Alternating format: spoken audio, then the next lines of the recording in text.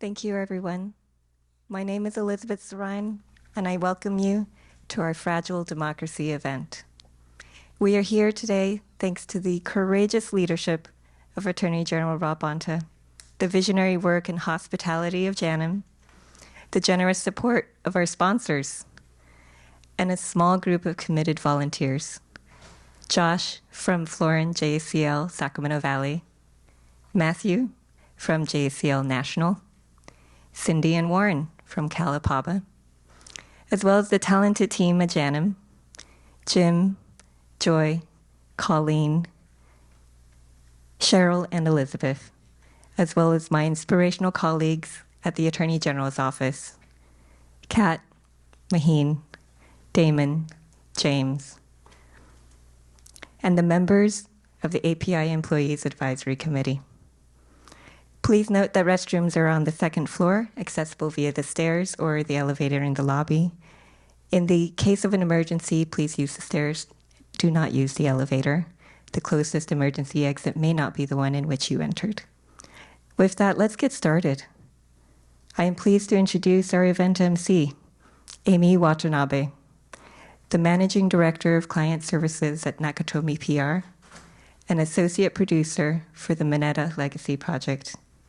Amy is a fourth-generation Japanese American whose work in community leadership is inspired by her grandparents' experience of being wrongfully incarcerated during World War II. Amy, thank you so much. Thank you, Elizabeth. Good afternoon, everyone.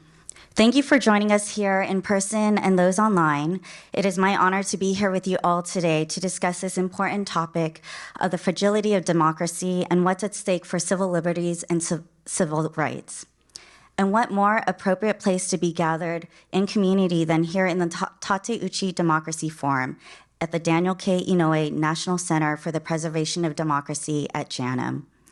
Jim Herr, the director of the Democracy Center, often shares that just outside these doors, democracy failed its people when Executive Order 9066 ordered people of Japanese ancestry here to report after being forcibly removed from their homes and taken to concentration camps across the country. As Elizabeth said in my introduction, this topic hits very close to home as I think about the racism, discrimination, and violation of civil liberties that my family experienced during World War II, including being incarcerated at Tuna Canyon, Tule Lake, Minidoka, and Roar, while family members also served in the 442nd and MIS. Together with you, I am looking forward to learning from all of our esteemed guests today and community leaders joining today's full program. So to kick us off, it is my pleasure to introduce and welcome Bill Fujioka, Board Chair of JANM's Board of Trustees.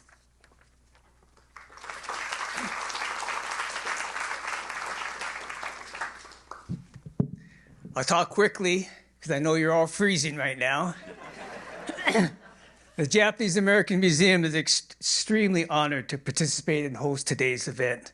At JANM, it's our mission to not only preserve the history of the Japanese American community, but to ensure our stories become a strong voice for the importance of social justice, civil rights, equity, and democracy. What happened to the Japanese American community at the onset of World War II must never happen again to any other community.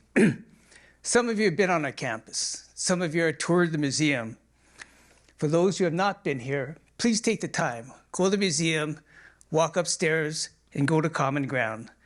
This exhibit will tell the stories of an immigrant community, a typical immigrant community who came to America with the hope for a better life. But they had to suffer extreme injustice, the deprivation of their civil rights, and their liberties. This exhibit will also tell you about the Nisei soldier who fought bravely for their country and their community.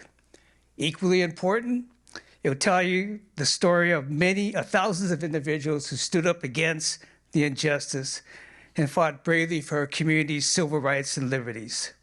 For our community, the Japanese American community, this is ground zero where you are.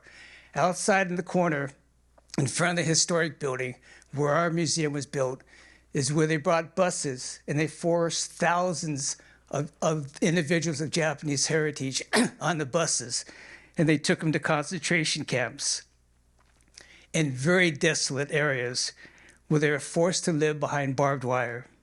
My family, both sides of my family, boarded buses on this site. In total, over 28,000 individuals of Japanese heritage were removed from their homes and interned in these camps. And when you think about this, with this number, 2/3 were American citizens. They were born here. Thousands were children and young adults. And every school day, they were required to say the Pledge of Allegiance. And we all know it ends with justice and liberty for all. These individuals were with their families behind barbed wires. They were not experiencing justice and liberty for all. Now there's individuals right now who are talking about the mass roundup of immigrants and placing them in detention camps before deportation. We cannot let this happen. That's what this whole subject is about today, the fragility of democracy. Our voices and actions must address and stand up against this potential injustice. The last thing I want to say is I want to recognize and express my sincere thanks and the thanks of our community to Attorney General Bonta for his apology and acknowledgement of his office's role in the removal and incarceration of Japanese Americans during World War II. As many of you know, one of his predecessors, Earl Warren, played a principal role in this atrocity. Following the passage of the Civil Liberties Act of 1988, which resulted in redress and reparations for members of the Japanese community who suffered the injustices of evacuation, relocation, and internment during World War II, it wasn't the money, folks. It was the apology. Like many immigrant communities, like the Japanese community, they have an immense amount of pride. What happened to them was horrific, but the apology was important. And so on that note, what's important is that for Attorney General Bonta, what he did to issue an apology is something that will stay with our community, will be honored by our community, and we offer him a profound thanks and respect. Thank you, everyone.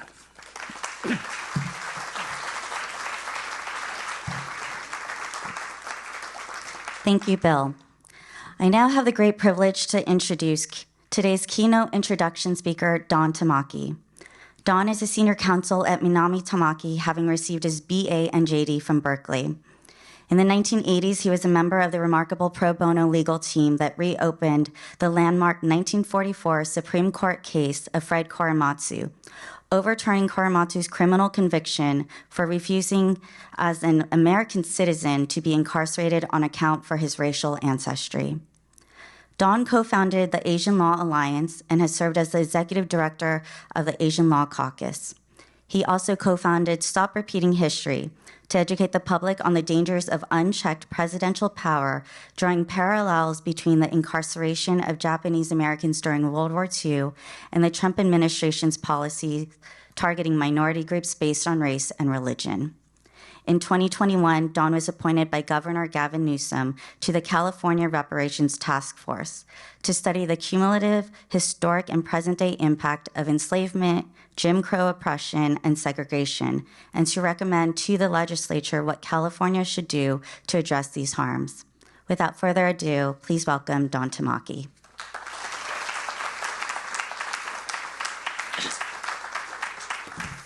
Yes, I'm freezing too. It's a real honor to be here with Attorney General Rob Bonta, thank you, and Senior Assistant Attorney General Damon Brown, who've done so much to further civil rights in California and really do things that lead the nation here. Thank you so much to JANM and Burroughs and to the organizers of this event, especially Elizabeth Sarine. I really appreciate that. It's nice to see old friends, and apologies to those who've heard my rant like 10 times before. Can't help myself, I'm still an angry Asian man. it's fitting that we're here at the Democracy Center because the truth itself, and therefore democracy itself, is under threat as never before. In 2021, the Capitol was defiled, 5 people died, 25,000 troops were deployed to protect the peaceful transfer of power, and millions continue to believe the election was stolen despite no evidence of that. Within just hours of the deadly insurrection, 147 House members amplified this lie by voting to overturn the election. With much of Congress bending to the will of a demagogue, if it wasn't for the judicial branch and a few officials resisting enormous pressure, including death threats, the nation would be in a very different place today. When conspiracy theories take root and alternative facts hold sway over the real ones, history tells us that society can descend into a very dark place wherein the truth doesn't matter and therefore the Constitution doesn't matter. Think Germany, 1933. This is how dictators get started. So how do we get here? Well, we've seen this movie before. The rounding up of 120,000 Japanese Americans also occurred when truth was abandoned. While this sad chapter should just be an anomaly, regrettably, sadly, it is more relevant now than ever. That's why Attorney General Bonta deserves high praise for his office's apology shining a light on truth and memorializing the fragility of our democracy, as when, as was pointed out, Earl Warren, then the Attorney General running for governor, found more political currency in stoking the racism of a fearful public than in standing up for truth. Under Executive Order 9066, General John L. DeWitt ordered the mass removal, but Fred Korematsu, a loyal American citizen, refused. He was jailed, and within weeks was tried and convicted. He appealed. In defending against Fred's appeal, the Army claimed that Japanese Americans were spying, but because not a single Japanese American was ever even charged with espionage, the burden fell on DeWitt to issue a final report to justify putting Americans into concentration camps. There was only one problem. It was entirely made up, and the government knew it at the time. Korematsu had been convicted not of espionage, but for the crime of being Japanese American. 2 years later, 1944, his case landed before the U.S. Supreme Court. Solicitor General Charles Fahey exhorted the court not to second-guess the judgment of a military commander that incarcerating these Americans was necessary for the nation's safety. But instead of demanding truth, proof of wrongdoing, the court reasoned, if a general says that locking up Americans make the nation safer, we believe him. That landmark decision has been long remembered as a civil liberties disaster because it so utterly disregarded truth. Decades passed.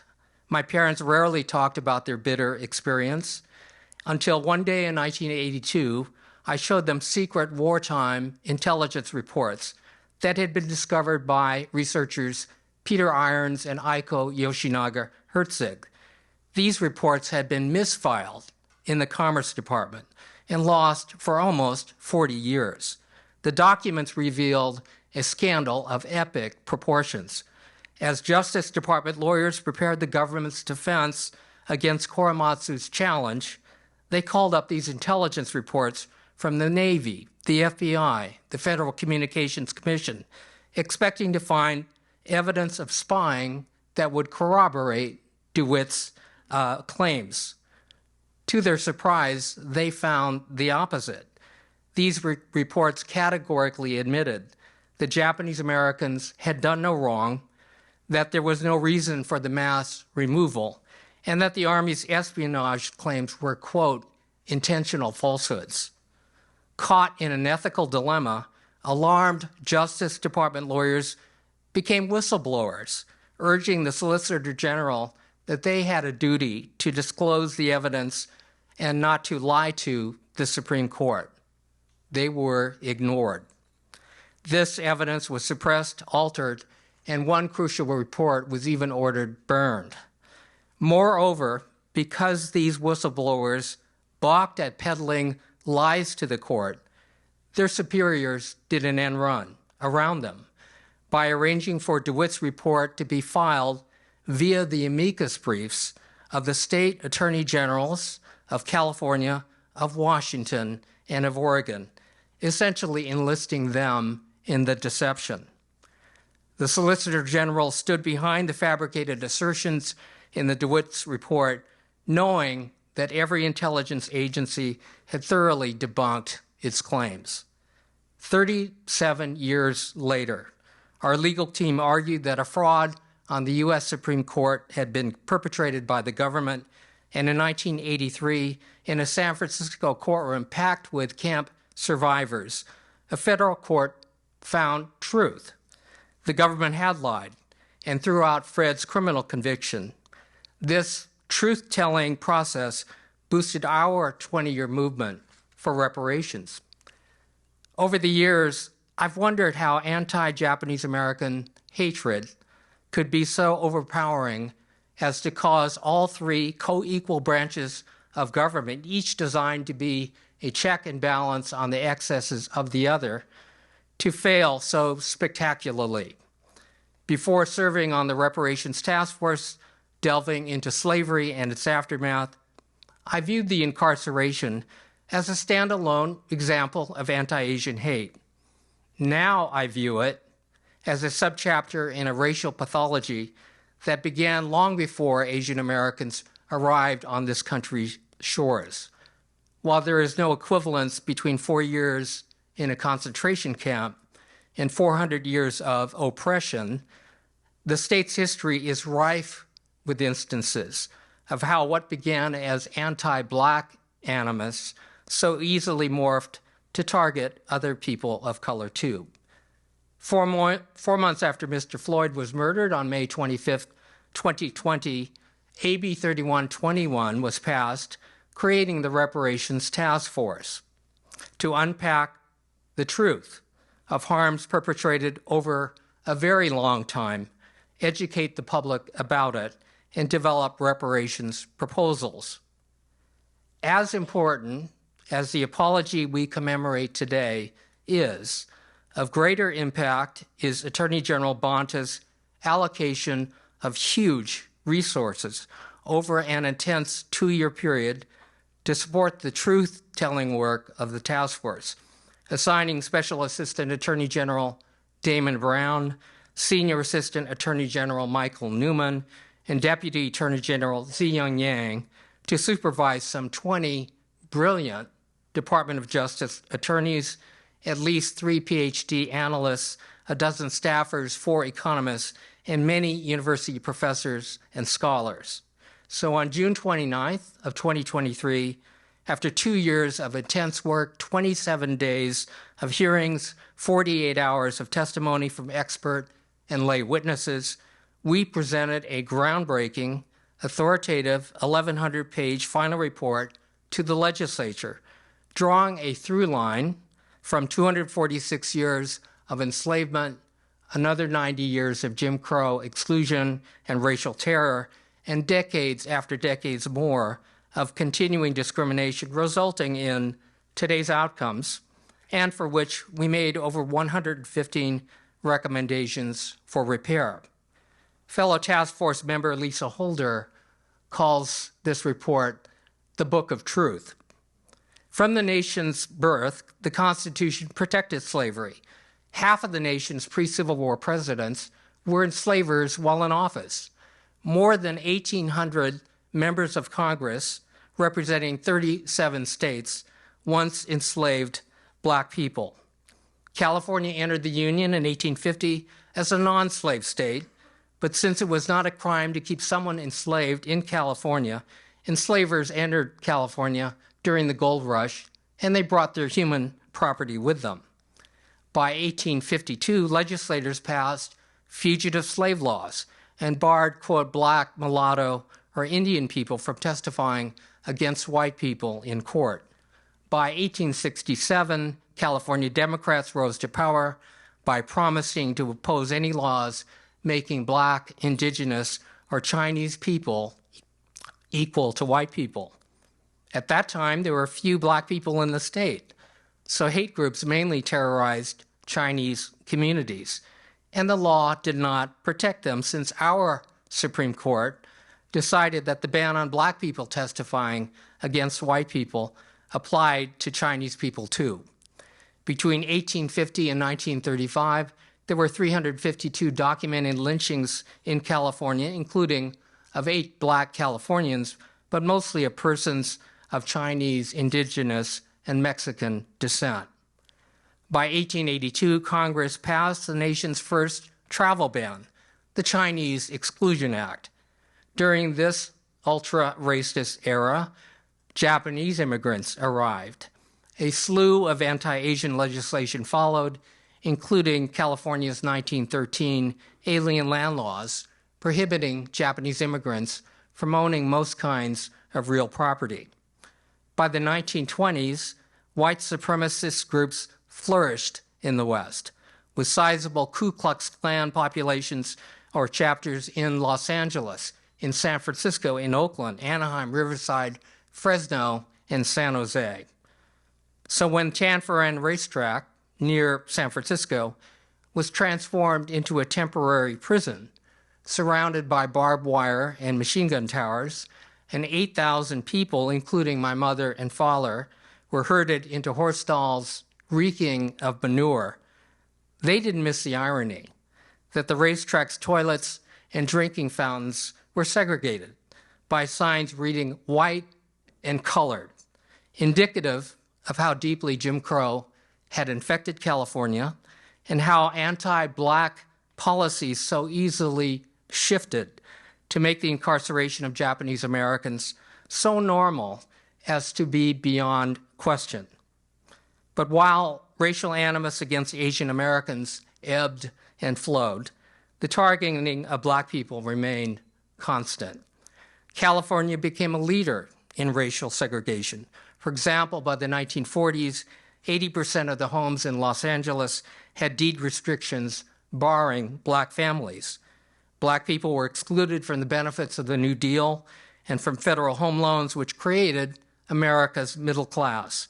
Black neighborhoods were zoned as industrial, regardless of their residential character, thereby allowing polluting industries to locate there.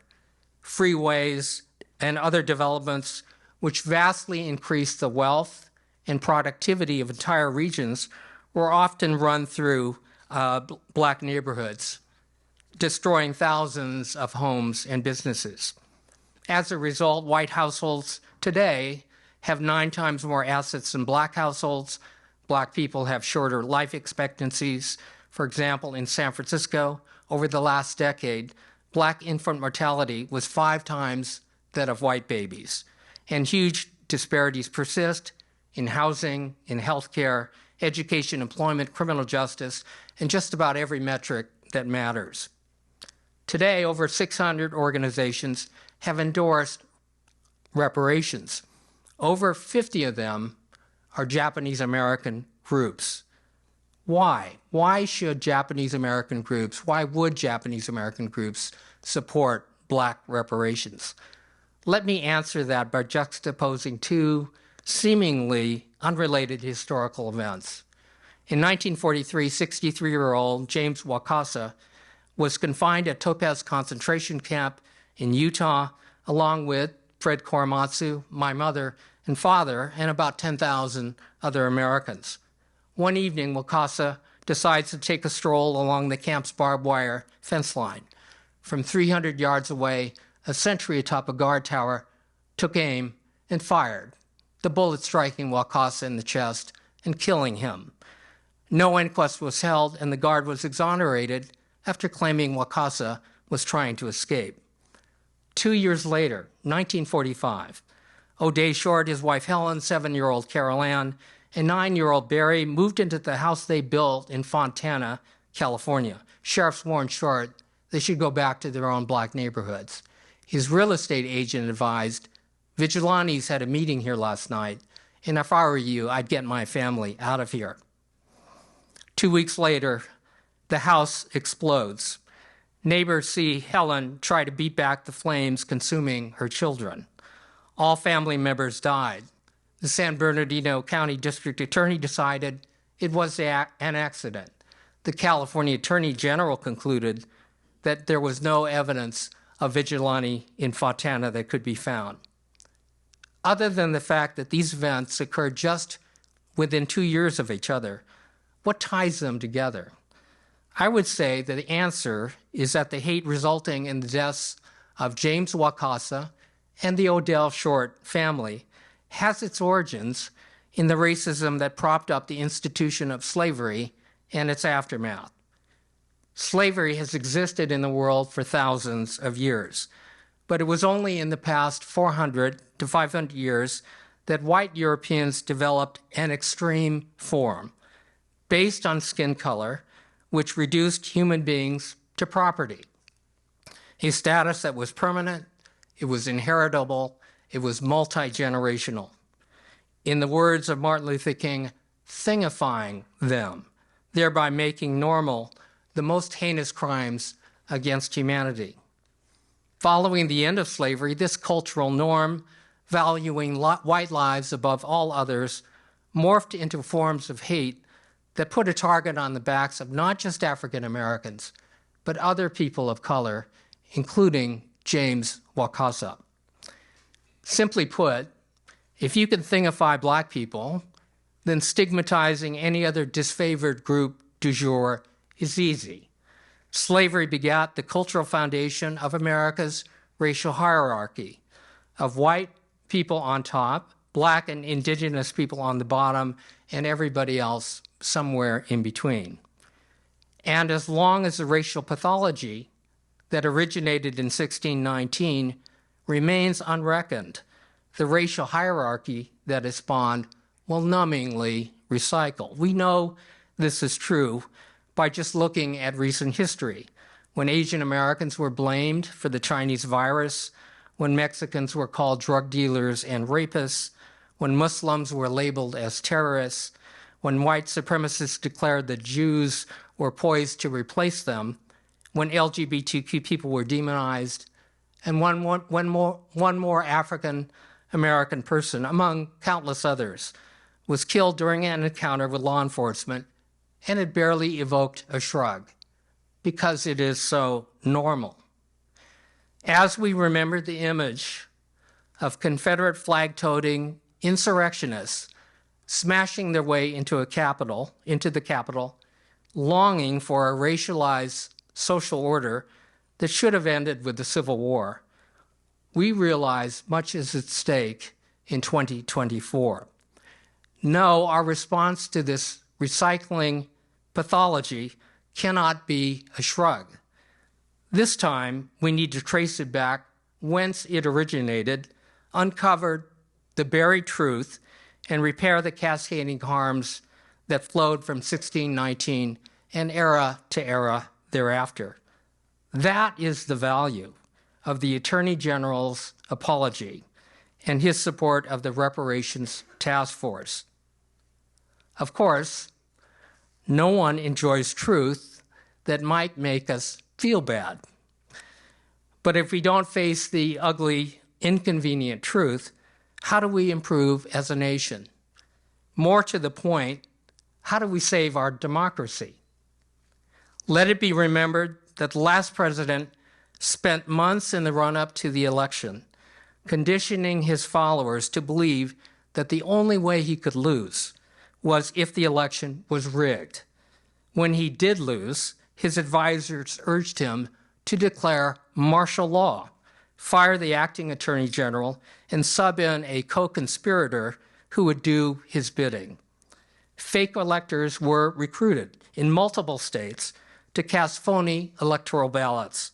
He pressured Georgia officials to find 11,800 votes. He summoned the mob that sent the vice president scurrying for his life because he dared to follow the Constitution.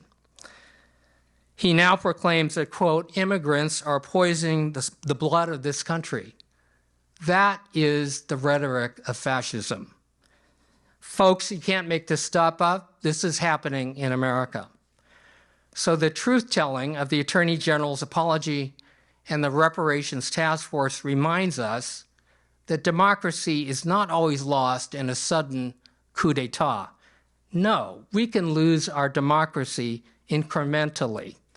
If alternative facts are trotted out in place of the real ones, if racism shouts louder than the Constitution, if our three-branch system of checks and balances, which was designed to thwart the rise of kings and tyrants, is undermined, and most importantly, if we fail to stand up and demand truth and accountability to the rule of law, our democratic institutions can end up hollowed out from within to a point that we will no longer recognize them.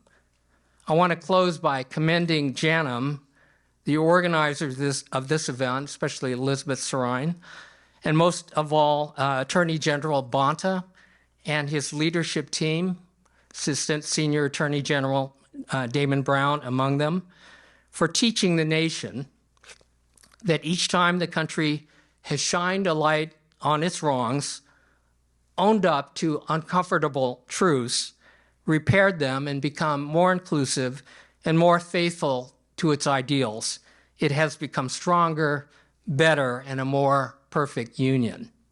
I thank you.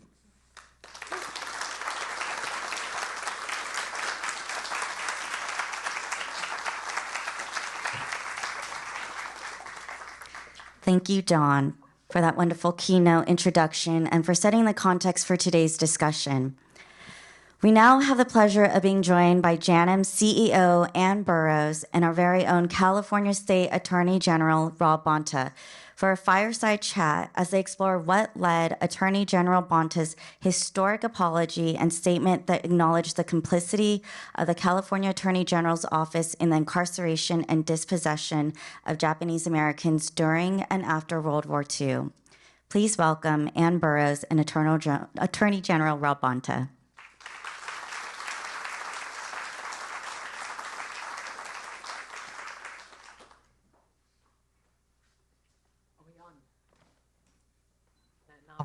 Now we're on. I'm sorry it's so cold in here. Don, thank you for that extraordinarily erudite speech that you gave, and just your extraordinary framing of just how the thread of racial pathology through the history of this country, and for reminding us of just how incredibly fragile our democracy is in this country. Attorney General Bonta, welcome to JANM. It's a real honor. It's a real honor. And it's a real privilege. It's a real privilege to have you here. You heard Bill speak a little bit earlier about the sanctity of this space, and that for us at JANM, this is hallowed ground, because in many respects, it's one of those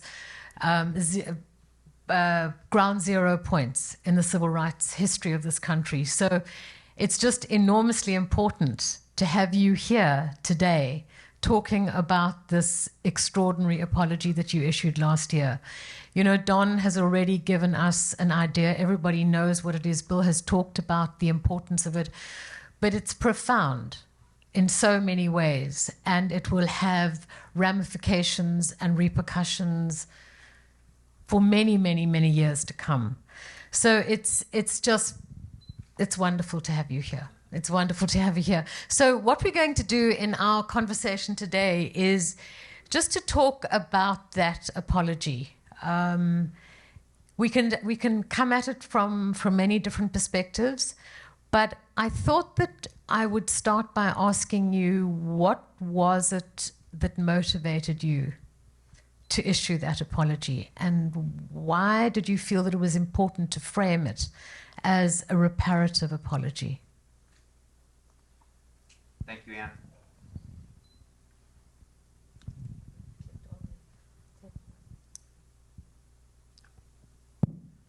helps to turn it on. So, all right, we're on. Hi, everybody. Good afternoon. Rob Bonta, Attorney General. Honored, grateful to be here. The honor is truly mine to be here in this hallowed space to talk about our future and where we go from here.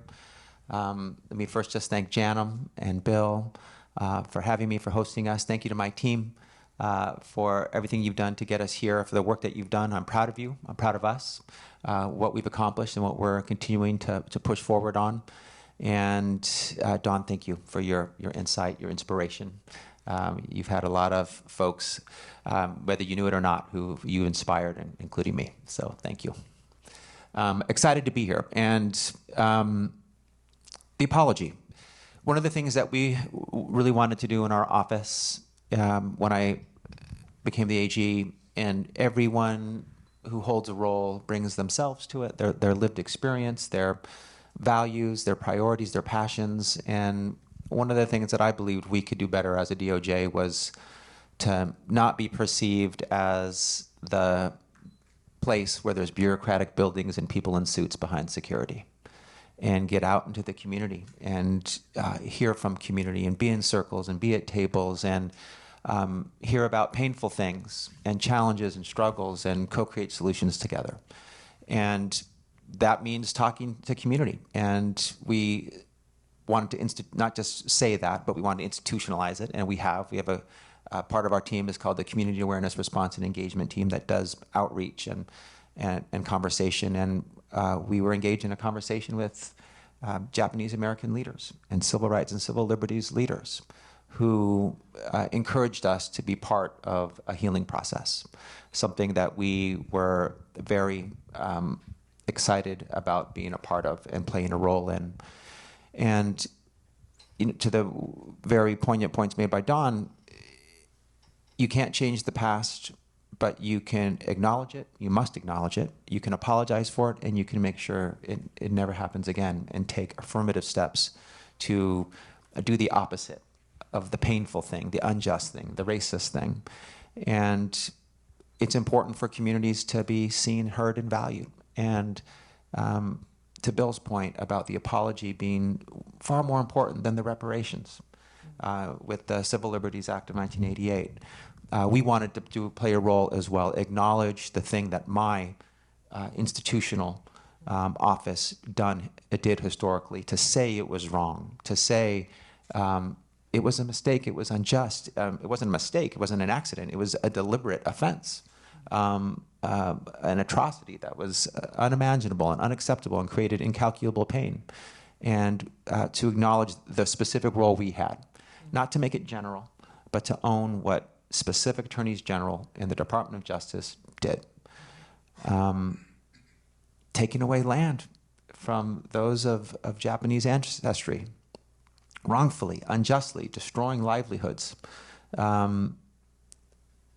testifying in Congress as part of Executive Order 9066 in support of it, being a loud advocate for it in our office, and later writing an amicus brief in support of the unjust, wrongful, racist imprisonment of Fred Korematsu. So we need to acknowledge that, and we did, and we apologized, and it was important that we apologize for it, and that the community and all those who are part of the legacy of that community, the following generations who've been hurt and harmed, know that it's acknowledged, we apologize, and we are going to do better.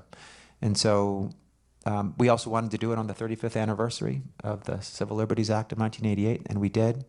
And in that spirit of healing and truth and reconciliation and transformation, we wanted to do our part. And particularly important given the environment that we're in, and an environment that is too often anti-truth, too often about division and extremism and hate and differences instead of unity and love and inclusion and support and uplifting diversity and our and the things that make us different, also the things that make us great.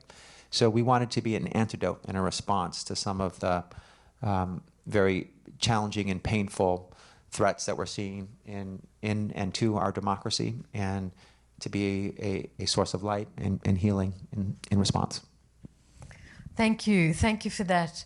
You know, my next question was going to be the historic nature of the apology. You know, did that factor into your decision? Because there's been, you know, going back obviously to Attorney General Earl Warren, have you ever sort of thought about what kind of insights can you offer, what it might have been like for him? I mean, you can't possibly put yourself in his shoes, but he held, you know, it was a different time, it was a different context, but he held the same position that you do. As to the historic component, I think that's for others to view and decide. It's not something that we thought of. We don't chase history or try to do things that are historic. We try to do things that are right. And they will be whatever they will be in the eye of the beholder. Some people will hate it. Some people think it's wrong. Some people will criticize it. Others will think it's important and valuable and healing. And we can't think about that too much. We think about what's right and what we should be doing. And we thought this was the right thing to do at the time that we did it. And we stand by that. And others can judge it, and if and when they please. Earl Warren, he's known for many things, and this is not one that he's universally known for, but it's part of who he is, part of his legacy. Fully realize that wartime or times of conflict create a different environment, and it can be emotional, and it can be powerful, and it requires even greater commitment to our underlying values, our democratic values, the principles that we live by and define us: civil liberties, civil rights, freedoms, due process, fairness, justice, a recommitment to that, not a departure from that. And to choose to cater to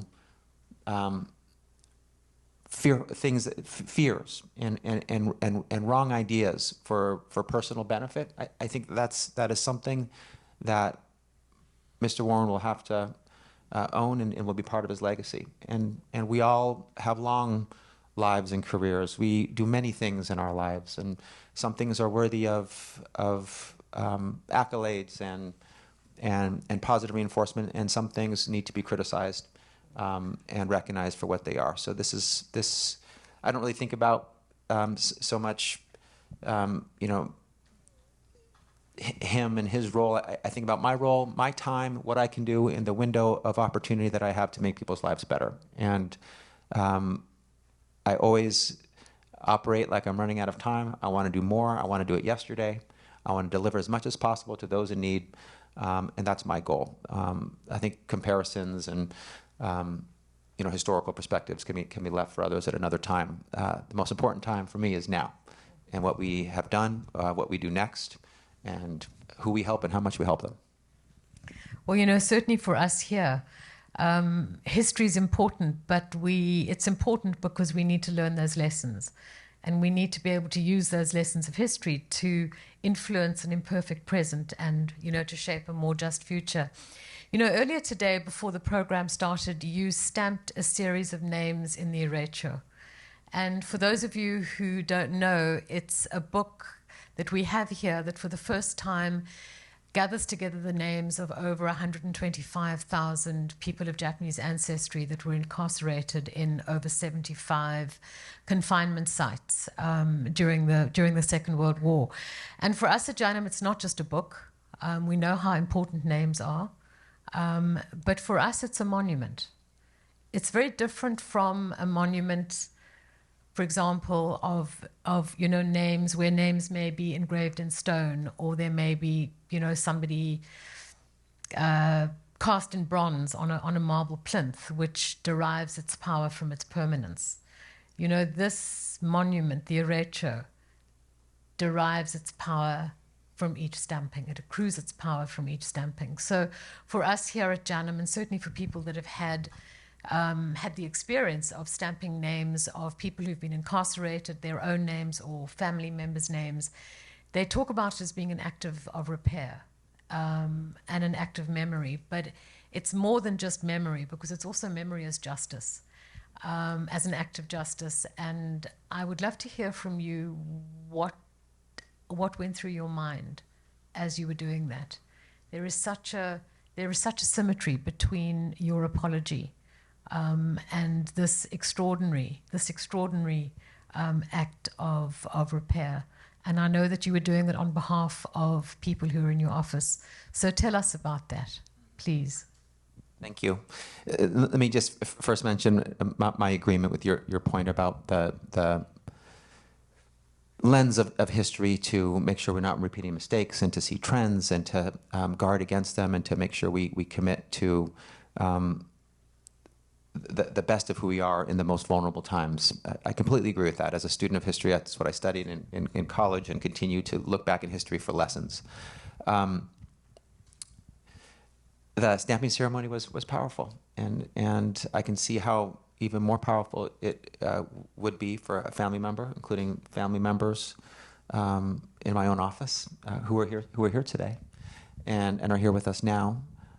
Tyler and his mother, and it's exactly what you said, and to see the book. I mean, first it's 125,000 names, every one meaningful, important, someone whose life mattered, who meant the world to those in their circle of love and family, who was abused and mistreated and had something irreparable taken away from them, and from 90-year-olds to those who were born in the camps and everything in between. And for, this wasn't something that just happened eight decades ago, and it has created intergenerational trauma. It's carried today by loved ones and the next generation and family members, and to see their name, to mark it with recognition and acknowledgement and love, and to acknowledge the pain, the wrong, but also to say, I see you, I value you, I love you, and I'm remembering you, and is a powerful thing. And it's happened tens of thousands of times. I got to be a part of a number of them, including in my own office. And not lost on me that the office that was involved in the actions for which I apologize for has now family members who were on the receiving very painful, unjust end of those actions. And we're now acknowledging those families in the book with the stamping ceremony. So it was powerful, and I thank JANM for making that a process that is available and open to the next generation. There's a phrase we all know about: hurt people hurt people. It's also healed people heal people, and can be part of a legacy of healing and transformation and restoration. Certainly for us here, JANM has become a point of pilgrimage because of the book. People have come from all over the country, people have come from all over the world to be able to stamp that book. And in many ways, it's given us a different form of presence. So it's so fitting that you should do that, and thank you for doing that. It certainly means so much to us. Don's speech drew some very stark parallels between the wrongful incarceration of Japanese Americans and the history of racial pathology that began long, long before and was used to justify the institution of slavery. Can you share some of your thoughts about some of those points that Don raised earlier, and particularly the fragility of our democratic institutions, and how deeply democracy is imperiled in this country?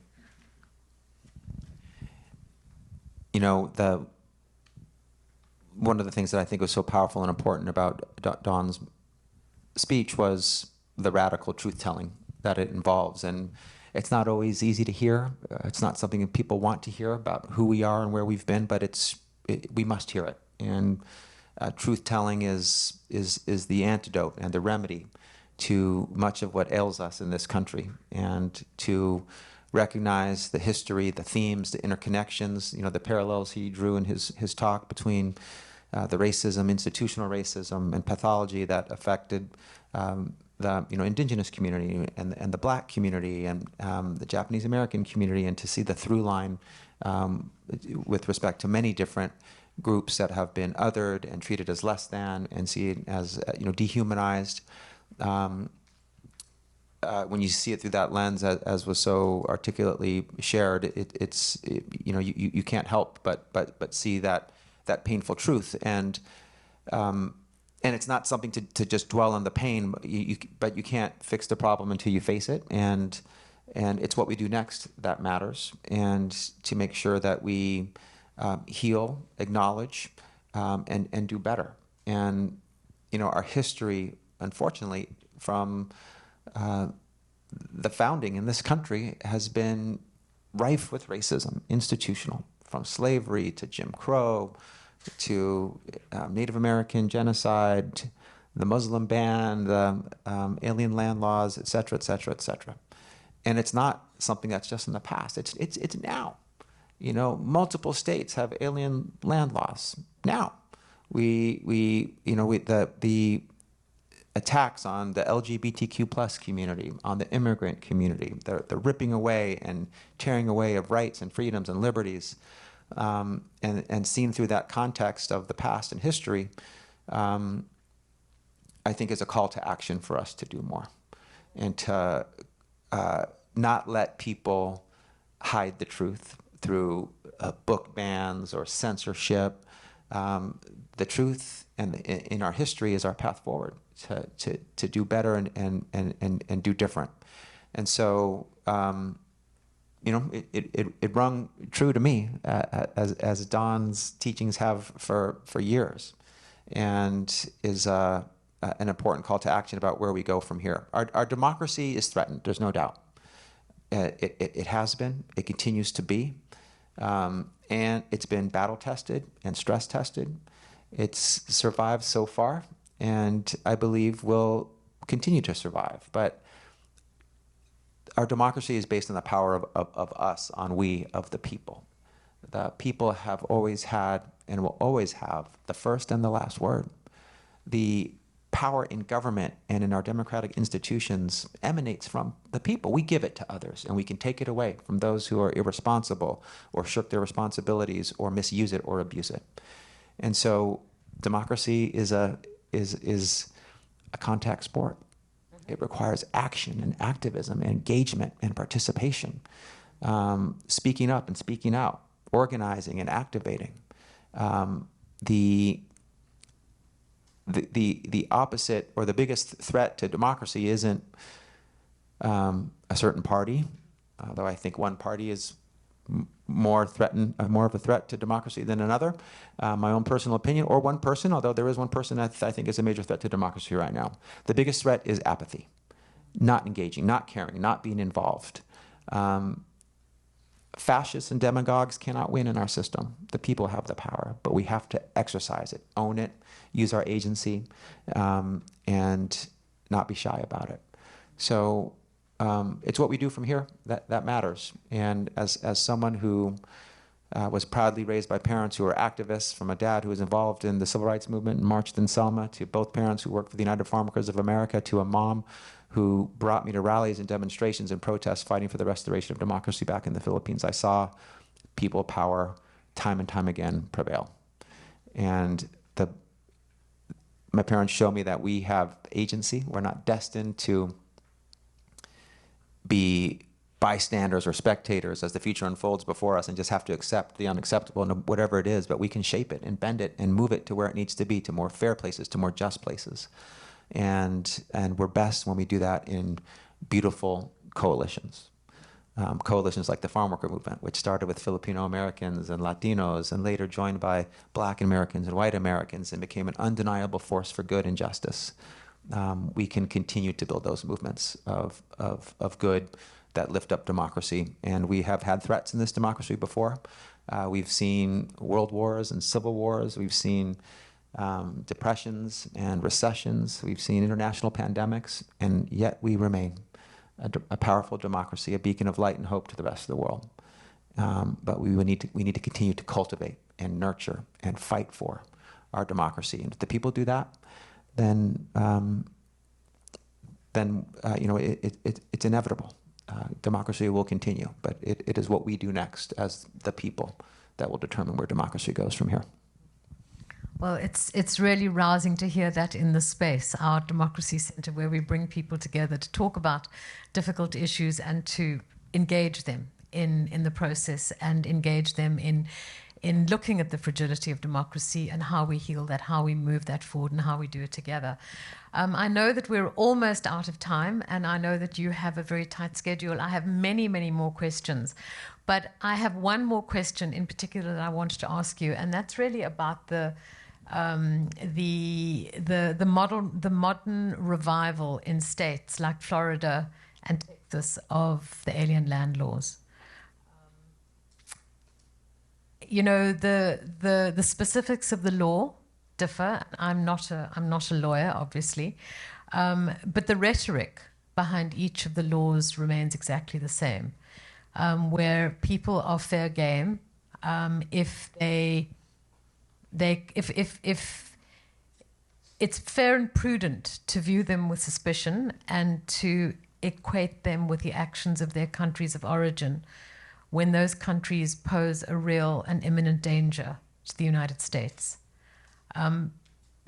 In a couple of sentences, because we don't have a lot of time left, can you help those non-lawyers amongst us understand why that rhetoric is so incredibly dangerous, and how California, because of our history here, and because of the actions of you and your team and your staff, how can we help remind the rest of the country that we've already been down this road before?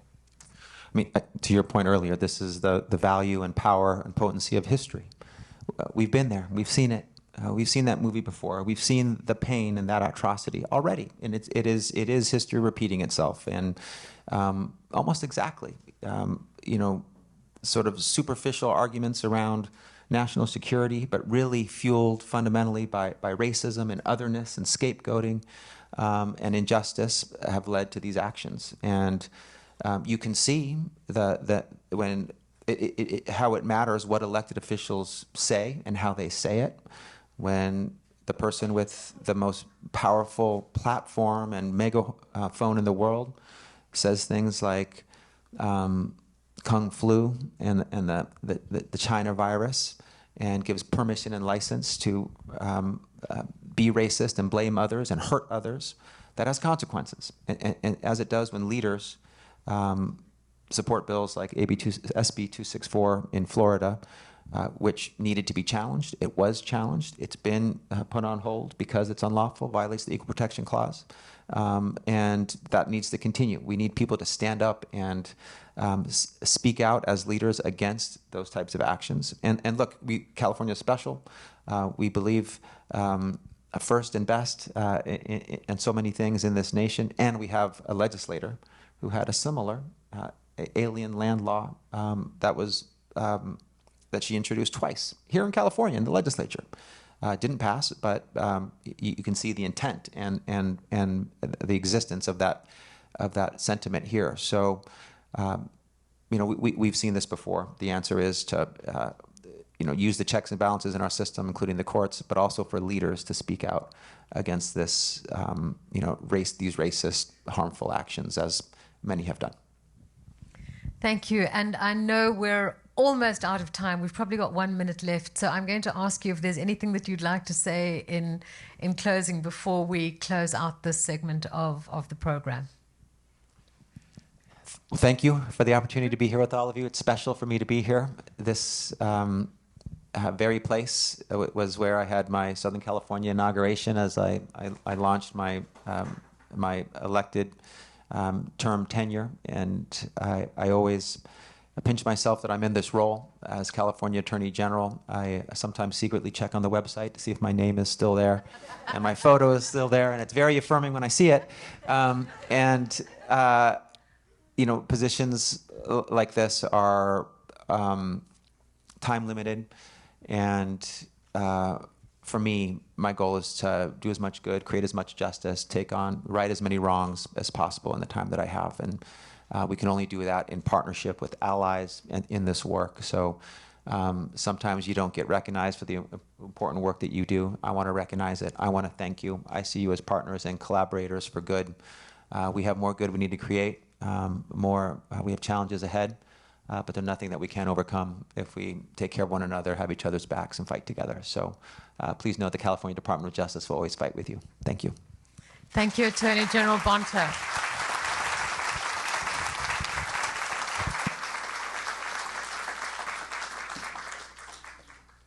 Thank you.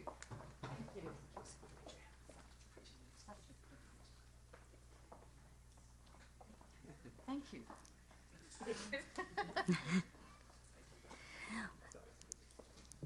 Well, thank you, Anne and Attorney General Bonta, for that dynamic discussion and for both of your courageous leadership in protecting civil rights for all and inspiring us for that radical truth-telling and for us to continue the fight for democracy. So at this time, we will now take a short intermission break. Please join us back here at 2:15 p.m. for an enlightening panel discussion covering alien land laws and other attacks on our civil liberties. Thank you. I'd like to introduce the next set of our speakers. Moderating today's panel is Susan Kamei. Susan is author of When Can We Go Back to America? Voices of Japanese American Incarceration During World War II, and recognized as a leading scholar and educator on our country's unjustified wartime imprisonment of persons of Japanese ancestry. A descendant of incarcerees, she was a volunteer attorney in the legislative campaign that resulted in the successful passage of the Civil Liberties Act of 1988. She draws upon personal, family, and community stories to convey the continuing constitutional relevance of this tragic episode in our history to contemporary issues of racial identity, immigration, and citizenship. She is a graduate of the University of California, Irvine, and Georgetown Law. Damon Brown is a Special Assistant Attorney General at California Department of Justice, serving as a senior legal advisor on civil rights and racial justice matters to California Attorney General Rob Bonta. Immediately preceding his appointment to Attorney General Bonta's executive leadership team in October 2021, Damon was elected city attorney for the city of Compton. Damon is a graduate of the Vanderbilt University Law School and the University of California, Berkeley, where he earned degrees in African American Studies and Political Science. Jack Shin is the Edward L. Barrett Jr. Chair and Martin Luther King Jr. Professor of Law at UC Davis School of Law. Regularly appearing on his list of the most cited legal scholars, he writes about criminal procedure, immigration, and Asian Pacific American legal history. His legal work with students includes persuading the states of Kansas, New Mexico, and Wyoming to repeal anti-Asian alien land laws, which were still on the books, the Ohio legislature to ratify the 14th Amendment in 2003, and the California Supreme Court to posthumously admit an Asian American attorney to the bar after he was excluded because of his race. Jack is a graduate of Wesleyan and Michigan and Yale law schools. Lisa Doi is the project manager of the new court exhibit here at JANM, Japanese American National Museum. In addition, she is a PhD candidate in American Studies at Indiana University. Her dissertation project is an ethnographic engagement with Japanese American pilgrimages to World War II incarceration sites. Lisa is the president of the Japanese American Citizens League in Chicago and a co-chair of Tsuru for Solidarity, where she has worked on campaigns focused on abolition and reparations. Clay Zhu is a first-generation immigrant and an American attorney. He is the managing partner of the Silicon Valley branch of Dehun Law Offices with a focus on commercial litigation and cross-border transactions. Clay spent significant time on pro bono cases for Asian Americans, including serving as co-lead counsel of a successful lawsuit that challenged and overturned President Trump's executive order banning the use of WeChat, a popular social media app among Chinese Americans.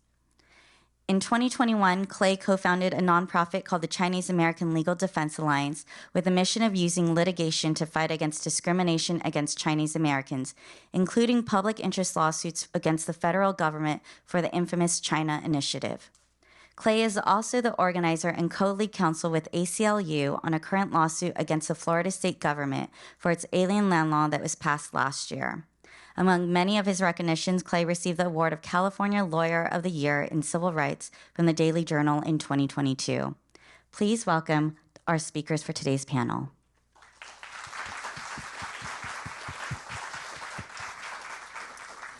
Well, thank you, Amy, and on behalf of the panel for those kind introductions and for this opportunity to thank all the presenting organizations, JANM for being the host here.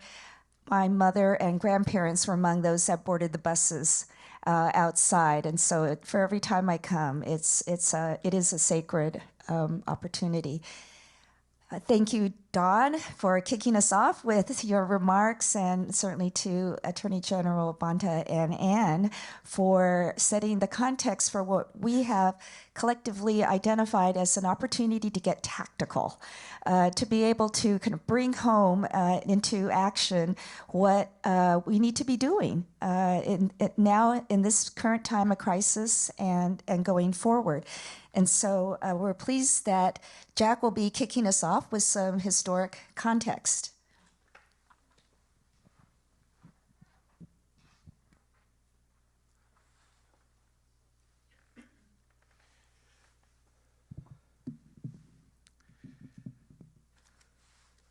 Thank you. It's such a pleasure to be here and be part of this distinguished panel talking about these important issues.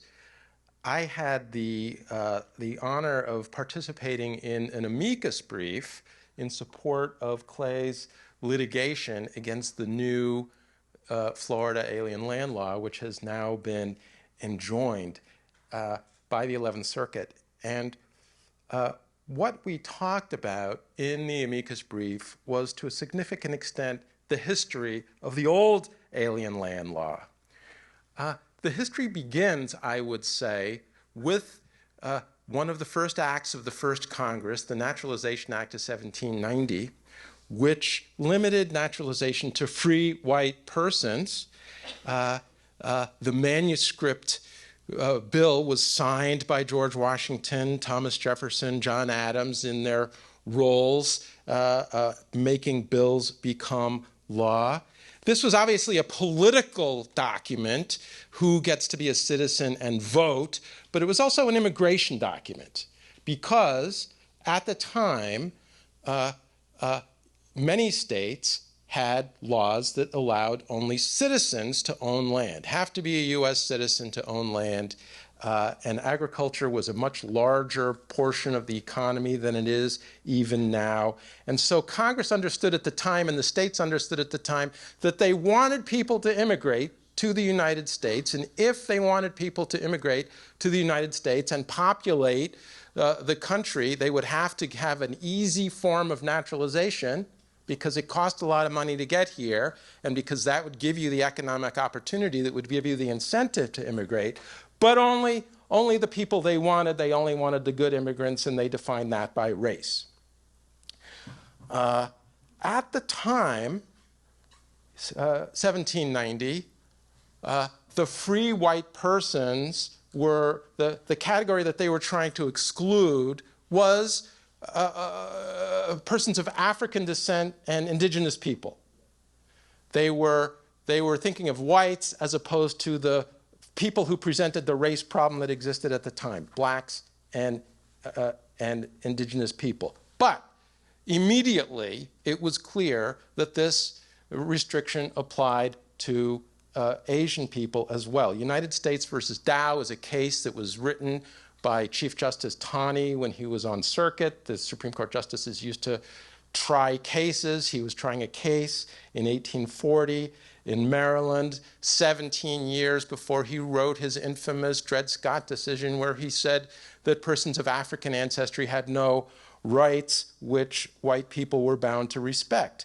But he clearly fit, at that early date, Asians into the racial, political, national structure that he imagined at the time.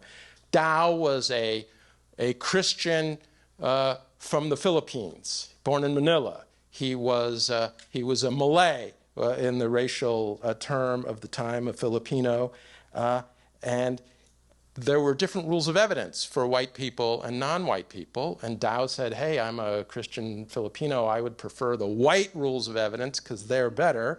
And Chief Justice Taney said, no, you're not white. You're not European.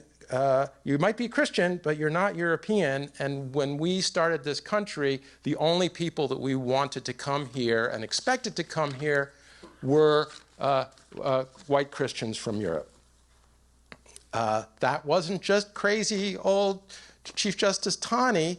The U.S. Supreme Court, in a unanimous decision in 1922, saying that a Japanese person wasn't white and could not naturalize, said that the racial restriction was a rule enforced from the beginning of the government, a part of our history as well as our law, welded into the structure of our national polity by a century of legislative and administrative acts and judicial decisions. And I think they're right. This is a fundamental founding principle of the United States that was rigorously enforced until 1952.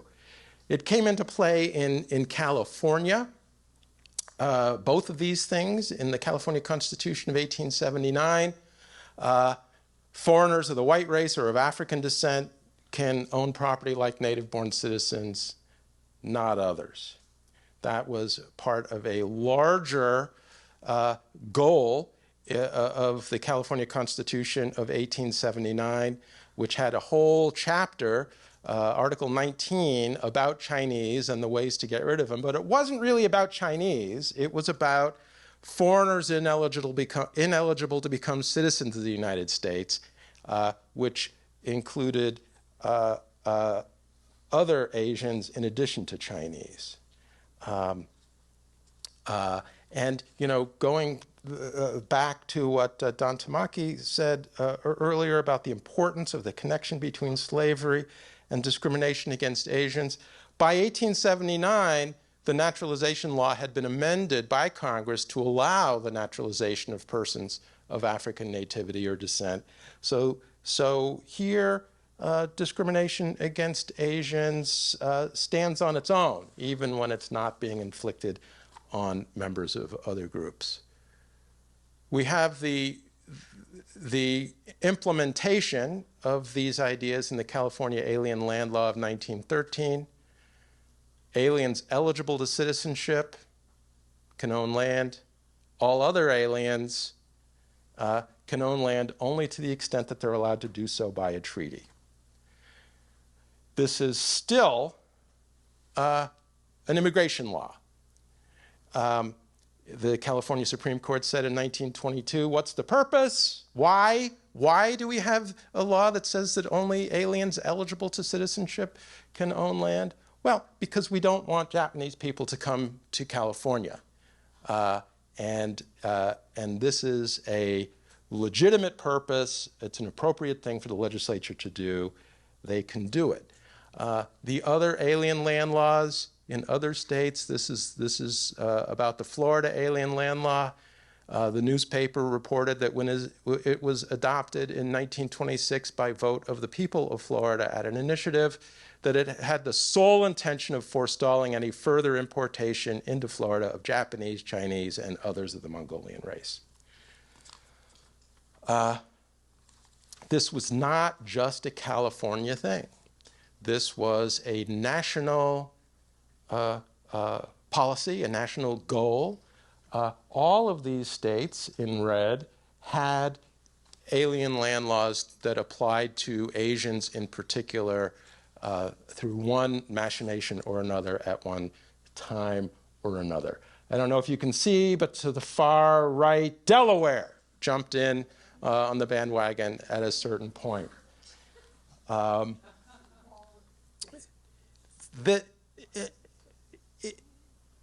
this was not isolated. The effort to eliminate Asians from owning land was one of the many things that was designed to discriminate against Asians. And of course, we're talking about Asians at the moment, but we could talk about discrimination in land ownership, about indigenous people, African Americans, Mexican Americans too. So this is a small chapter of a system. But one of the things that sometimes surprises people in terms of discrimination is the effort to prohibit white women from eating in or working in Chinese and Japanese restaurants. That was a thing. The Los Angeles Times reported in 1915 that only citizens were going to be allowed to work in restaurants and saloons. The change is designed to do away with the employment of Orientals in saloons and restaurants and give their places to citizens. So this is the background. The happy part of the story is that a long time ago, this was done away with. And I don't know why we have to bring it back again, but between 1948 and 1953, perhaps in large part because of embarrassment about the Japanese-American incarceration and the sort of shock of the deviltry of that, the California Supreme Court declares the alien land laws unconstitutional. Congress passes a law that says anyone can become a citizen regardless of race. Another important thing that people sometimes are surprised to hear is that in 1951 and 1953, the California legislature passed laws giving all the money back. All the alien land law actions that had taken people's land from them, they gave it all back. Sorry, it was a mistake. But nevertheless, here we are in 2024, coming back to it, and I hope that the courts will say that this was a mistake that should not be repeated. Thanks.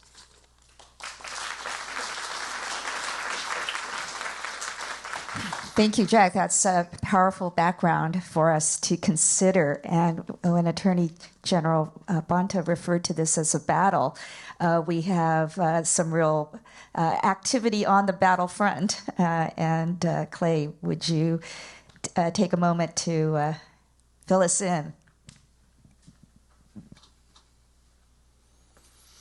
Thank you, Jack. I became a citizen in 2020.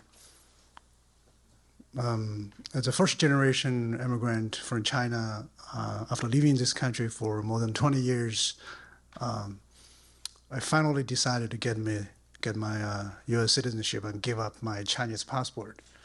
I never talked publicly about why I did that. Well, the reason is that I was scared. The year of 2020 was a hard time for Chinese Americans in this country.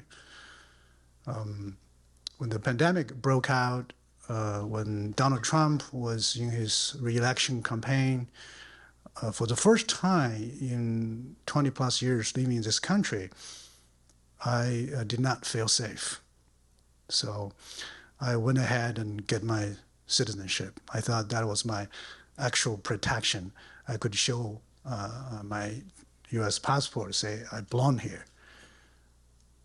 I quickly realized it did not help because I could not, hide my face and change my skin color. People will still tell me things when they see me. So I realized I had to do more, and I became a legal activist. I have been a lawyer in this country for 20-some years. I mostly represent companies in commercial and corporate cases. So the only thing I guess I'm good at is going to court and suing people. And that's what I did. In the summer of 2020, several colleagues and I set up a nonprofit called the Chinese American Legal Defense Alliance. It's like the ACLU for Chinese Americans. We basically, sue governments and officials for systematic discrimination against Chinese Americans.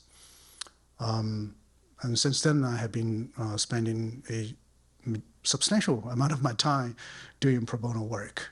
In the summer of 2020, we first sued President Trump for the WeChat ban.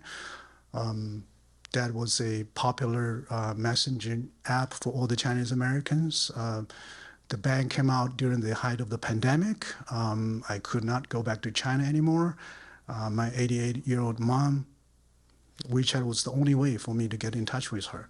So banning WeChat means I would not see my mom. It's personal. So I decided to organize a lawsuit along with other organizations. And we successfully obtained an injunction against the president. The case was widely publicized for the protection of freedom of speech and also racial justice. And also, we have been filed 4 separate pending cases against federal agencies for the so-called China Initiative.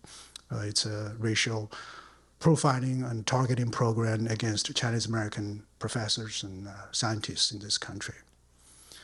And last May, Governor DeSantis and this state legislature in Florida get together and passed a bunch of law, and one of them was the Florida's alien land law, in the name of course, national security.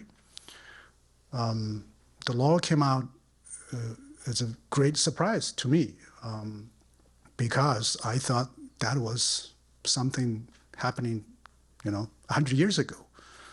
So upon hearing the news, our organization took quick action and we started mobilizing.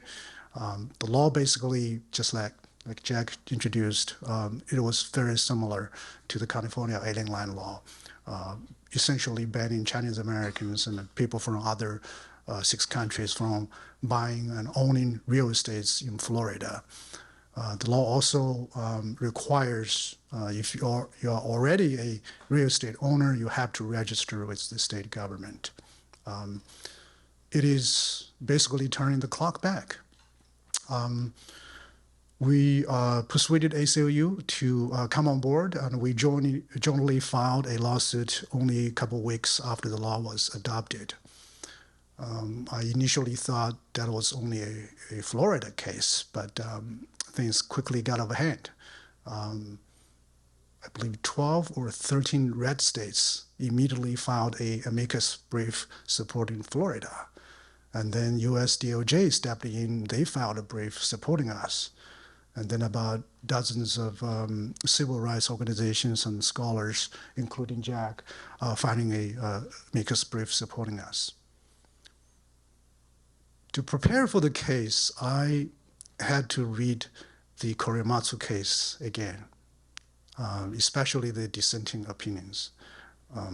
I thought that case belongs to the history book, to tell people how far this country has come. But I was wrong, Florida is going back in time.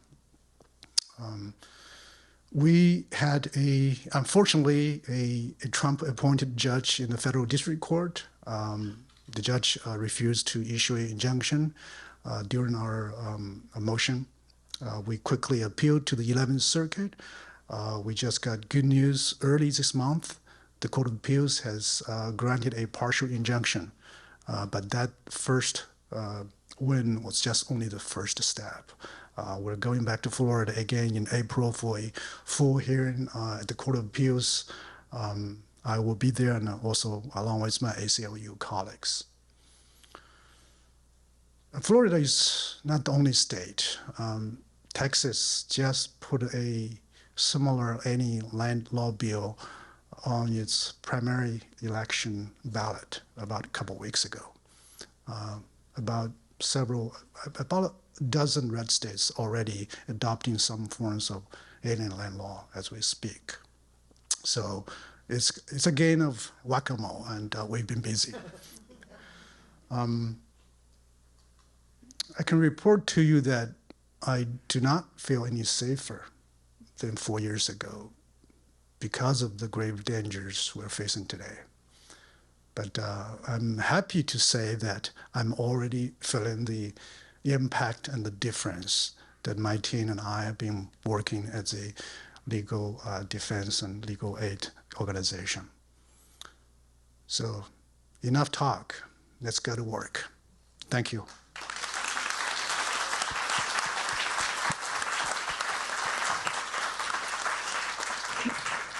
Thank you so much, Clay. My father is an Orange County farming family before and after the war. And at one point, he told me that he and his siblings had a very itinerant childhood. They moved every 2-3 years. They had very interrupted education. But it was years before I put the dots together to realize that it was because they couldn't, because the alien land law, they couldn't hold a lease for longer than 3 years. So Damon, you are also on the front line and have a array of experiences and initiatives underway for the broader application of what we're fighting for and what we're fighting against. I do. Thank you. And it's great to be here today. What's really interesting is the way that we see hate and racism permeate so much of life, and the way that it is set up to do so. The Department of Justice, when we are dealing with public rights, affirmative rights, addressing issues on behalf of Californians, we're looking at systems. We rarely get involved in individual matters. We leave that often to local law enforcement to deal with. But we address systems that can have oppressive effects on everyday Californians. And so in dismantling what's wrong with the system, the idea is that the individuals will benefit and that the civil liberties of individuals will be protected. And I think that it does merit reflecting upon even the foundations of this country. And I know that this is an uncomfortable, topic for many in our society, but when you look at how this country was founded, the ideals of this country were laudable and ones that we all hold ourselves to account today. However, the systems that were implemented to carry out those objectives were implemented to uphold white supremacy. That was the objective. And white supremacy, anything that challenged white supremacy was struck down. And that was used through the law, that was used through the courts, that was used through the legislature, and we see that here as we're talking about these various land laws today. Land was another effort, and I don't think it should be lost on anyone, that these laws are taking and depriving individuals of land ownership. Land ownership is directly connected to power and agency in this country. You could not vote in this country unless you were a white male landowner, which also disenfranchised poor whites. You could not vote in many places if you were not a landowner. Land ownership entitled you to many benefits of political participation. And so by taking land, that was a way to disenfranchise people. And even the restoration of land, as was mentioned earlier, in giving back money, when we talk about reparations, the original reparations were intended to be 40 acres and a mule to freed Africans who had been enslaved here. And in many instances, those 40 acres and a mule were given to the white landowners to compensate them for the loss of their slave labor. And yet, once again, disenfranchising ownership, land ownership, which is critical to not only wealth creation, but political participation. So I think it's important to continue to have this discussion, understanding why land is at issue here, why that is what is being looked at as a way to disenfranchise, in this case, Japanese and other Asian people here in this country because it's a threat to white supremacy. And those that would uphold those systems and institutions in this country to maintain power will go to any lengths in order to keep it. And this is another way to do that. And so at the Department of Justice, Attorney General Bonta, upon being appointed initially to office, created the Racial Justice Bureau within the Civil Rights Enforcement section. And I'm excited to have some of my colleagues here from what we call CRESS, who are a part of this effort, and that is to look at these systems and to see how it is that racial injustice is being perpetuated through systems and what we can do in order to dismantle them. And we see it popping up everywhere. And I'm happy that my colleagues up here have talked about the power of amicus briefs and multi-state comment letters when we see cases being filed across the country. It's just like what Don had mentioned in his remarks. Don't take comfort when it's not your turn, because your turn will come around. And so these efforts are helpful because other states that are grappling with some of these issues, we can say in California, we have an interest in this issue as well, because this has been our experience and why we think it's important. And the courts can be persuaded by the real lived experiences of other states. Building coalitions with external stakeholders, and my colleague Maheen is here, who's with our Office of Care, and that's precisely what that's intended to do. We become aware of issues because of the work that external stakeholders are doing. Elizabeth is very humble, but a big part of the apology that our office issued is because Elizabeth and her advocacy and bringing this to our attention and really conveying why it was so important. And of course, it was a no-brainer to do it. But it's working with folks who can understand how communities are impacted, that can drive and direct the work that we're doing to, again, re-enfranchise those that have had that agency taken from them at some point. And so the game of whack-a-mole is something that we're very familiar with, unfortunately. In the department, I would say right now, one of the largest and most significant and concerted efforts that we're battling are the issues of LGBTQ students on campuses who are being targeted, forced outing policies that are being promulgated by local school boards, which is the new repository of power, because there are essentially no conditions for qualification. Anyone can do it, and that's a way to put forth an agenda locally that has great and broad significant impact. And so school districts all over California are popping up with policies that target gender nonconforming and trans students. It is a problem. It is a huge issue statewide. And again, it is an effort to undermine the diversity in this country, in this state, to disenfranchise and harm individuals and their liberties, to be able to have an education, something as simple as going to school and being able to learn without fear of physical or emotional, psychological abuse. That's what we're fighting for. And so we will continue to do that.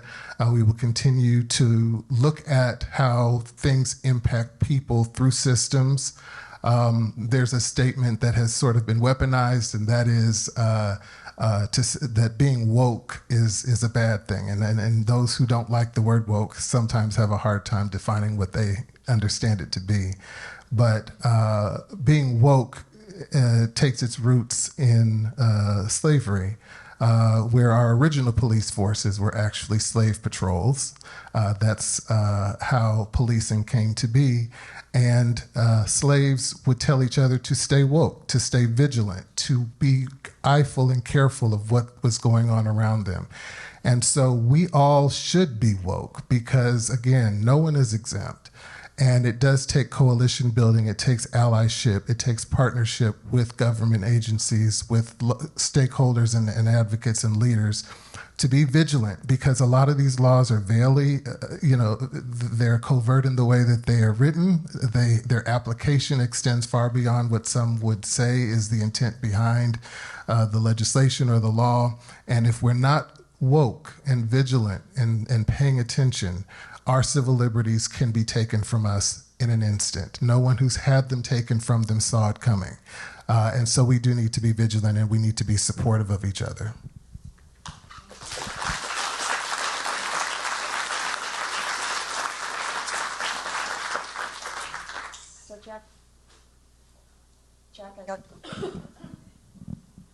Here we go. I actually remember a few things from law school.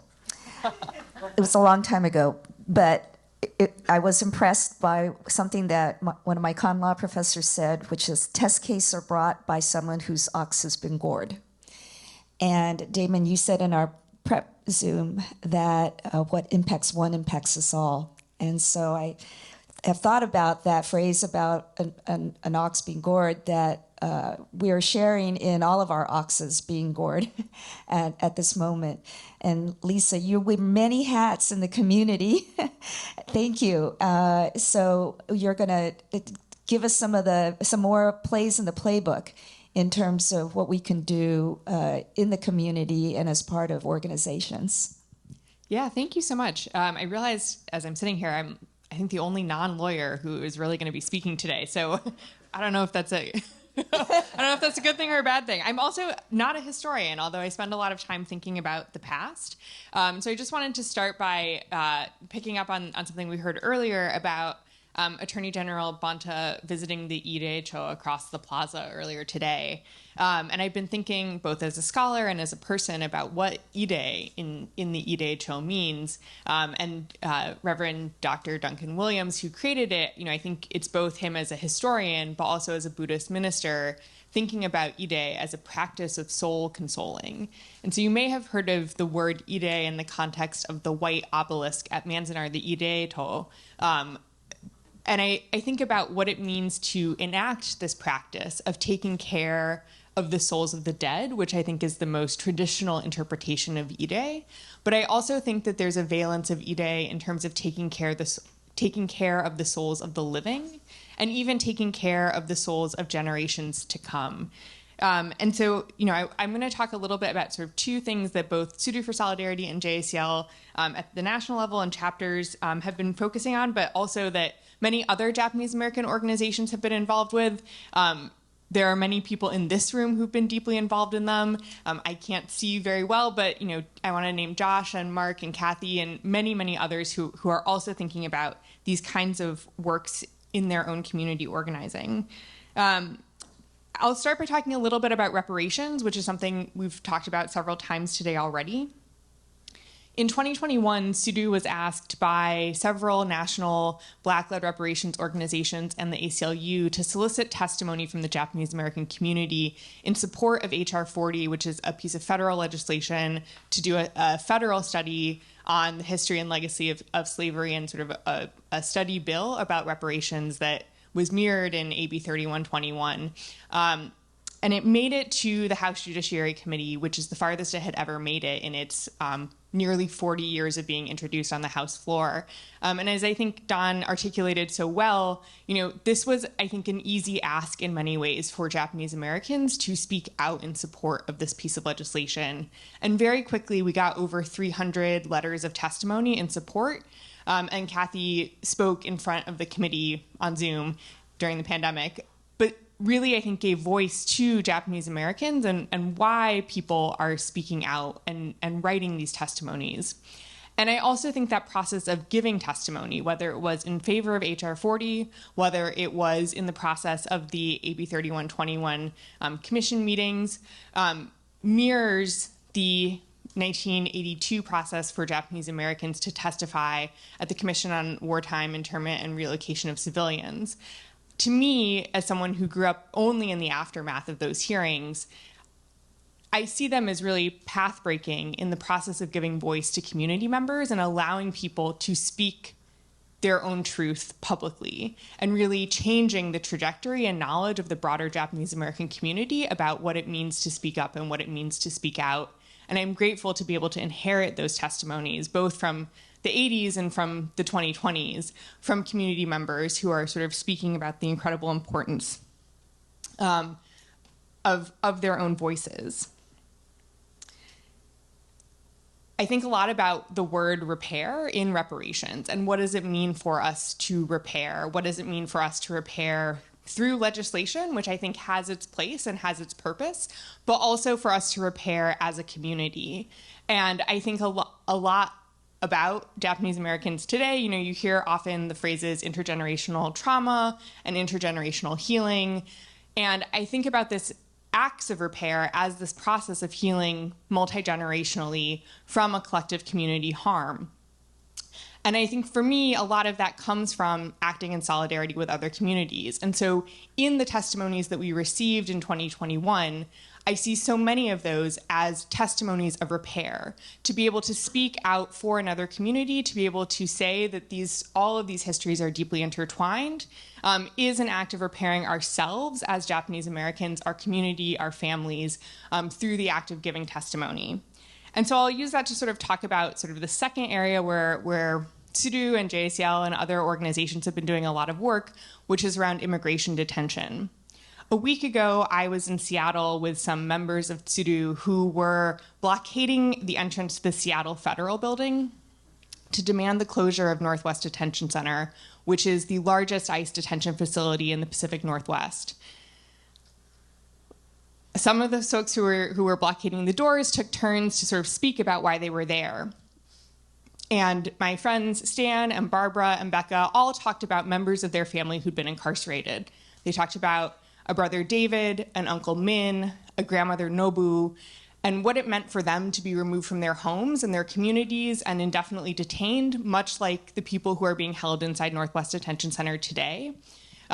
It was also close. Northwest Detention Center is physically close to the Puyallup Assembly Center, which was one of the first detention sites for Japanese Americans, particularly those from the Seattle community.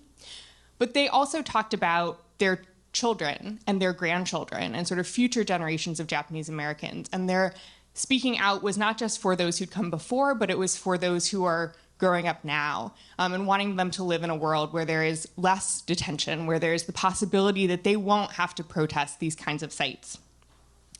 And I think it's easy to sort of see the connection to the forced removal and mass incarceration of Japanese Americans, but I think this sort of putting it in this context of this broader history of white supremacy as well is important, to see that this is also a history of border patrol, and the very first form of border patrol in the United States was policing the US-Canada border for Chinese immigrants, and the first forms of immigration restriction were put in place for Chinese and then Japanese immigrants to the United States.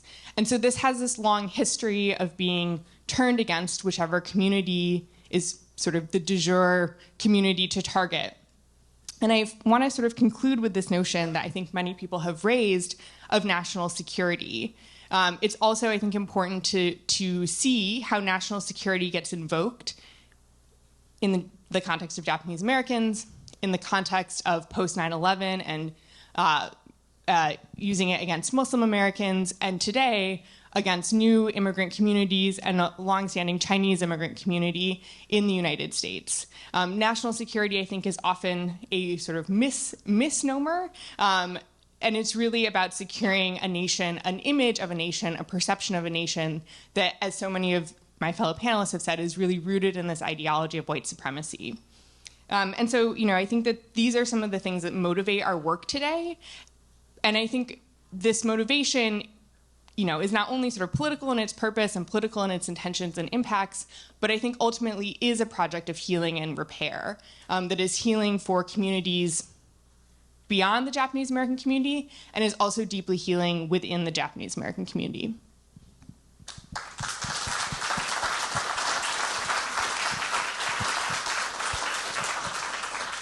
So let's talk about what we have learned from the Trump versus Hawaii case and what is our state of unfettered executive power to invoke national security in justification for unconstitutional restrictions or application against individuals based on race, national identity, heritage, religion, etc. So we've seen a pattern of a geopolitical, geopolitics affecting our domestic issues and having ramifications for the communities of that perceived threat or aggression.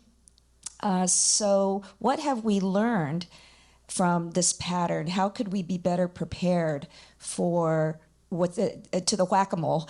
How can we be prepared for the next mole? Anybody? I know one of the trends that we have paid attention to at the Department of Justice is the correlation between world events and increases in hate crimes. We've seen at every juncture where there's been a significant international event that crimes targeting individuals who belong to the group to which is being blamed for that international event skyrocket here. We saw it in 9/11 with Muslims and Arabs. We saw it again on October 7th with Muslims and Arabs, and have seen it proliferate with COVID-19 and the anti-Asian hate that experienced, over a 200% increase in a year. And so we see how fear and xenophobia drives individuals to commit crimes in the name of their own self-preservation. So kind of the same idea of national security when those who are claiming that they're taking actions to make the nation safer and more secure are actually creating insecurity and instability in communities. And so really working together to equip people and communities with this data, with this information, so that they can see what the resources are available to communities to really sort of guard themselves and be aware of the way that these trends tend to work, and to require systems that are put in place for protection to do what's necessary to protect these communities, to make sure that the legal system is working and holding individuals and systems accountable. Thank you. And Clay, we were talking in the prep about the need to have community organizations and solidarity that got formed in response, but perhaps you and Lisa might talk about the importance of having the coalitions to begin with. Yeah, it takes a whole village to get this done. One of the hardest things when I started the WeChat case 4 years ago was finding a willing plaintiff, because we're still the president. The Chinese American people are afraid of going against, the highest official in this country. I spent almost 2 weeks talking to dozens of people, trying to convince them. People say this is normal to sue. He's the president. He will not be sent to jail or get, any mysteriously disappearing like what's happening in China. So where I came from. When I was most desperate, I was talking to my wife saying, I might need you to be a plaintiff. Fortunately, I was able to convince and talking to several of my friends and be able to join the lawsuit as a plaintiff. 4 years later, when we started the alien landlord case in Florida, the Chinese American communities quickly mobilized and organized themselves. With their help, I was able to get almost 2,000 of leads of people who were willing to become plaintiff within 24 hours. Wow. That gives me optimism in this country, saying people are waking up, people are caring about their rights because they feel being threatened. So with all the help from organizations like ACLU, the C100, and all the other nonprofit organizations, I think it is really important to find allies in this movement. In Texas, for example, last year when the state legislatures were proposing the alien land law bill, hundreds of people were going to Austin for testimony, including, I believe, 3 Japanese American people talking about how their families suffered during World War II. Yeah, and I think one, Clay, earlier you talked about, becoming a U.S. citizen and thinking that it would sort of have all these protections. And I think there are many mythologies about America, some of which we've sort of addressed already. And I think one of them is this notion, particularly for Asian Americans, that if we embrace the model minority, that there will be safety in that. And I see that as a really harmful idea about sort of what keeps us safe in this country and how we can be safe. And I think there's a very real history of anti-Black racism within the Asian American community. But I think one of the things that that narrative also does is further divide communities from each other and keep people from having meaningful collaborations and allyship. And so I would just really echo what you're saying, that I think it's important to organize from the basis of relationship, from seeing that, our liberations are bound up within each other's, and that the myths that drive us apart are in order to keep power in the hands of very few people, and we can hold a lot more power when we can work together. Don't let them divide and conquer us. Yeah.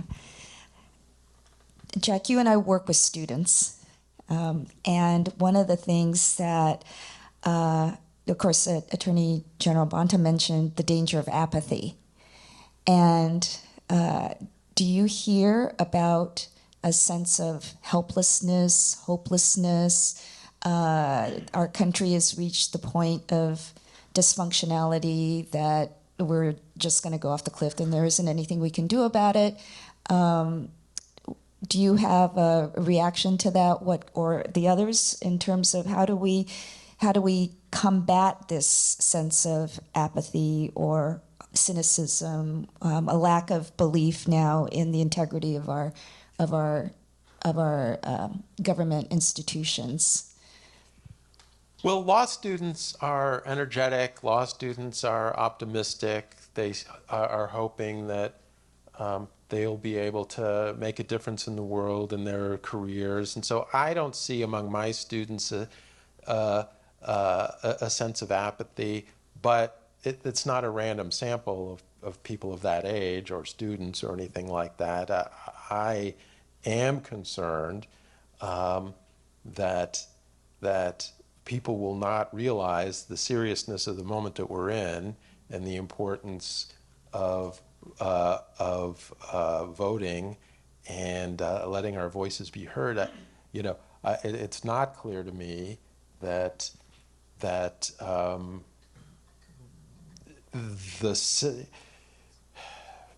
our system of democracy, anybody who's studied the Constitution and its interpretation and application over the years realizes that there's a lot of play in the joints and a lot of opportunities for bad things to happen.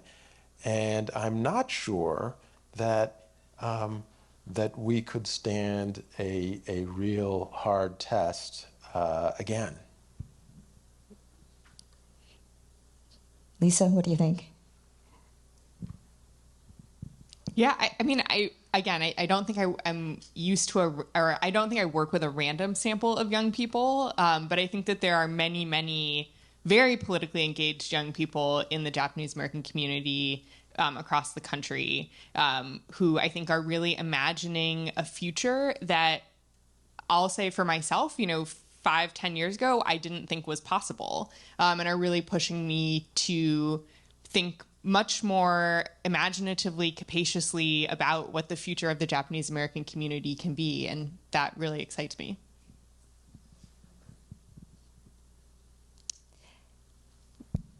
Damon, anything you want to add to that? No, but I just briefly, I think there is a sense of how young people are engaging now that is much different than what we're used to seeing, and people sometimes see that as apathy. When I have seen, signs that young people are very engaged, very aware. I'm more concerned about older generations, quite frankly, in terms of the direction of the country and people not falling prey to the same types of things that we've seen in the past. I do think that the young folks really know what's going on, and I think when the time comes, they'll be engaged. But again, the examples that are set, I think, by other generations is really critical, and they are watching and they are listening. I can say, when we talked about solidarity a little bit, and Don touched on this a little bit, one of the most compelling and powerful hearings that we had during the Reparations Task Force meeting was when the Japanese reparations experience came to life in the hearing, and those that had advocated for Japanese reparations came. And you would have thought at many moments that we were at a Rams game, a Laker game. I mean, the sense of appreciation for even coming and sharing that experience was one thing. The powerful stories that were being told was another. But there were young people there in that hearing who were surprised to have seen Japanese people coming to a hearing about Black reparations. And of course, of an older generation, to be able to talk firsthand about the things that they experienced, and it really invoked a sense of admiration and inspiration. And it doesn't matter what you look like, those who are engaged in the justice movement are being watched and emulated, I think, strongly by the younger generation. Yeah, and in the work that I've been doing over the past years, I just come away with even more respect and appreciation and gratitude to my parents, their generation, the Nisei, my grandparents, the Issei, just unfathomable hardship and hard decisions that those two generations had to make, and the gratitude for the sacrifices that they made for the opportunities that we have, and the stewardship that I think we feel now. To honor that legacy. To wrap up, how about if I invite each of you to give one word? I'm taking this out of something that Elizabeth had us do at the start of our preparation. One word that you might like to leave as a charge or inspiration for the group.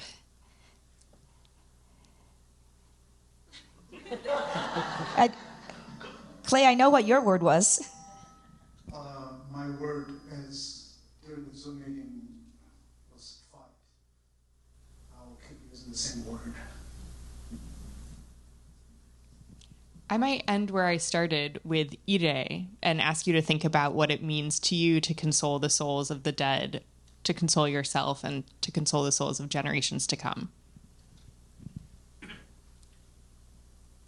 I think my word would be allyship, just because I see the critical importance in the work that I do every day, internally within our department, externally in the world, and even in between, and how things happen when people stick together. I'm going to say work, and that people should do what they can do given their situation and their circumstances and their interests, and contribute to the cause of justice however they can. So I'll tag on with action to do whatever the work is, but to do something. So, well, thank you all. I think we've had a wonderful discussion, and it's been an honor. I think I could speak for all of us to be part of this occasion. And I think I'll turn it back over to Amy, to Matt.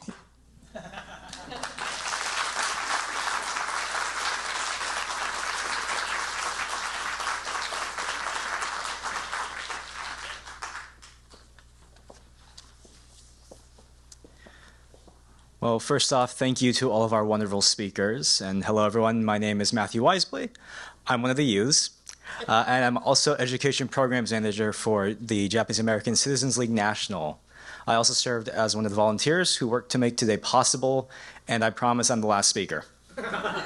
But on behalf of all of us, we want to thank you for joining us today for this historic event. As a descendant of the incarceration, where my grandfather at age 7 and his family were forcibly removed from their home in Northern California and sent to the deserts of Arizona, the apology by Attorney General Bonta and his team means a great deal to me, as it does to many others within our community. And as we reflect on what we've heard today, it makes me think of a conversation I just had a few days ago. I was interviewed by 2 elementary school students, 10 years old, from New York, and they were doing a report on the history of Japanese American incarceration. As we were talking, their teacher asked me a follow-up question. He had asked if I thought that the apology and the reparations that our community had gained under the Civil Liberties Act of 1988 was enough to make up for what had happened during the war. And as I reflected on his question, I thought about remarks I had made just across the plaza a week ago during our Day of Remembrance program. I had said that all we see here today, everything that our community is and will be, has been shaped by those years of incarceration and the stories of resistance, bravery, and despair that came with it.